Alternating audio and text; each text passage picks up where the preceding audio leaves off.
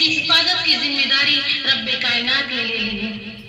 ارشاد بانی ہے انا نحن نزلنا الذکر وانا له لحافظون، ہم نے بھی قرآن کریم کو نازل کیا اور ہم ہی اس کی حفاظت کرنے والے ہیں۔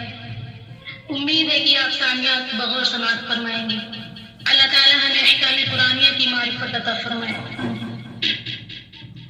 سامعات، جب اہل مکہ نے قرآن کریم کو کلام اللہ کے خطاب سے ہمیں نوازا اور معجزہ کا انکار کر دیا، اس کتاب کا انکار کیا جس کے بارے میں ارشاد بانی ہے لا ریب فیہ، اس میں کوئی شک نہیں، تو رب کائنات نے تمام فصحاء و بلغاء عرب سے تحدی چیلنج کیا کہ تم ایک دو نہیں بلکہ بہت سارے مل کر بھی اس قرآن کی جیسی ایک چھوٹی سی آیت بھی نہیں لا سکتے۔ اگر تم اپنے قول میں صادق ہو تو لا کر دکھاؤ۔ قرآن نے اس طرح نقشہ کھینچا ہے وَإِن كُنتُمْ فِي رَيْبٍ مِّمَّا نَزَّلْنَا عَلَىٰ عَبْدِنَا فَأْتُوا بِسُورَةٍ مِّن مِّثْلِهِ، اگر تم لوگ اس چیز میں شک کرتے ہو جو ہم نے اپنے بندے محمد صلی اللہ علیہ وسلم پر نازل کیا تو تم اس کے جیسے ایک چھوٹی سی صورت پیش کر دو۔ فصحائے عرب نے لاکھ کوشش کی لیکن آخر میں عجز کا اظہار کیا۔ جب امراء القیس جو عربی کا بہت بڑا شاعر ہے، جب اس نے انا اعطیناک الکوثر کی صورت باب کعبہ پر دیکھا تو پکار اٹھا خدا کی قسم، خدا کی قسم، یہ کلام کسی بشر کا کلام ہے۔ آئیے میں آپ سامعات کو عظمت قرآن سناتی ہوں۔ جب کسی آدمی کے بارے میں اندازہ لگانا چاہتے ہیں کہ یہ عاصی ہے یا نیک وقت، یہ صادق ہے یا کاذب، تو اس کے متعلقین پر نظر ڈالیں۔ اگر وہ صحیح تو وہ شخص بھی صحیح، اگر اس کے متعلقین بد تو وہ بھی بد۔ ایسے ہی جب ہم قرآن کریم کی فضیلت پر نظر ڈالیں، اگر قرآن کریم کی رفعت پر نظر ڈالیں، اگر قرآن کریم کی عظمت پر نظر ڈالیں، اگر قرآن کریم کی رحمت پر نظر ڈالیں، تو اس سے پہلے ہم قرآن کریم کے متعلقین پر نظر ڈالتے ہیں اور دیکھتے ہیں تو سب سے پہلے تعلق نظر آتا ہے رب کائنات کا، جو مصدر قرآن ہے، جو خالق جہاں ہے، جو مالک رحمان ہے، جو صاحب ایمان بڑا مہربان ہے۔ یہی ہمارا ایمان، اور جو اس کا منکر ہے وہ شیطان ہے۔ کلام الملوک ملوک الکلام، بادشاہوں کا کلام کلاموں کا بادشاہ ہوتا ہے۔ لہذا پتہ چلا کہ قرآن کریم سب سے اعلیٰ ہے، قرآن سب سے عرفہ ہے، قرآن کریم کو دوسری کتابوں پر فضیلت حاصل ہے۔ آئیے آگے چلتے ہیں تو دوسرا تعلق نظر آتا ہے لوح محفوظ کا، جو ایک تختی ہے جو عرش کے اوپر ہے۔ غور کریے، جو عرش سے اوپر ہو، جس کی رفعت میں کسی کو کیا شک ہو سکتا ہے، جس کی فضیلت میں کسی کو کیا شک ہو سکتا ہے، جس کی عظمت میں کسی کو کیا شک ہو سکتا ہے۔ اعلیٰ عرفہ شے کے لیے اعلیٰ عرفہ مقام تجویز کیا گیا، وہ لوح محفوظ ہے۔ آئیے اور متعلقین پر نظر ڈالیں تو قرآن کریم کا تیسرا تعلق نظر آتا ہے لیلۃ القدر، اس لیے کہ لوح محفوظ سے قرآن کو آسمانی دنیا پر کسی رات میں لایا گیا۔ یہاں پر نہ جبرائیل علیہ السلام کا واسطہ ہے، یہاں پر نہ میکائیل علیہ السلام کا واسطہ ہے، نہ اسرائیل علیہ السلام کا واسطہ ہے، نہ اسرافیل علیہ السلام کا واسطہ ہے۔ ایسی رات کا انتخاب کیا گیا جس کے بارے میں قرآن کہتا ہے لیلۃ القدر خیر من الف شہر، یہ رات 1000 مہینوں سے بہتر ہے۔ لہذا معلوم ہوا کہ قرآن کریم کو زمانے کے اعتبار سے بھی فضیلت حاصل ہے۔ یہ رات رمضان کے مہینے میں آتی ہے، مہینہ بھی مبارک، رات بھی مبارک۔ قرآن کریم ایک دستور حیات ہے، قرآن کریم ایک جامع قانون ہے، قرآن کریم ایک علوم کا گلدستہ ہے، قرآن کریم ایک ایسا مکمل نظام ہے جس میں زندگی کا ہر پہلو بیان کیا گیا ہے۔ قرآن کریم ایک ایسا نسخہ، کیمیائی نسخہ ہے جس میں دنیا و آخرت کی عظمت و شوکت حاصل کی جاتی ہے۔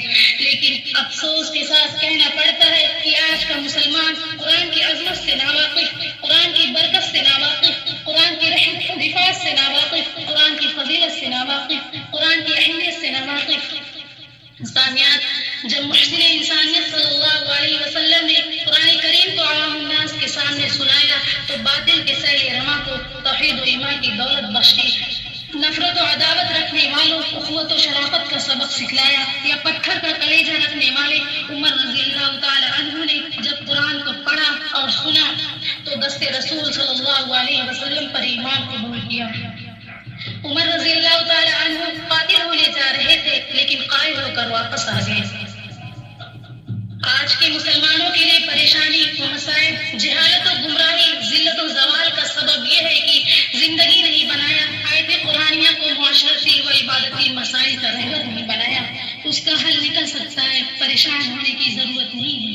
کسی شاعر نے کیا خوب بھی کہا ہے، مسلمانوں نہ گھبراؤ خدا کی شان باقی ہے، مسلمانوں نہ گھبراؤ خدا کی شان باقی ہے، ابھی اسلام زندہ ہے، ابھی قرآن باقی ہے. سامعات، آج بھی موقع ہے کہ ہم اپنے مردہ جذبات کو ایمان و قرآن کی ضیاء سے روشن کر سکتے ہیں. قرآن ہمیں پکار رہا ہے، قل یا عبادی الذین اسرفوا علی انفسہم لا تقنطوا من رحمت اللہ ان اللہ یغفر الذنوب جميعا انہ هو الغفور الرحیم. اے محسن انسانیت صلی اللہ علیہ وسلم، آپ فرما دیجئے اے میرے بندوں، بسم اللہ الرحمن الرحیم. جانوں کے اوپر ظلم کی شروع اللہ کا نام لے کر جو بڑا مہربان نہایت رحم والا ہے.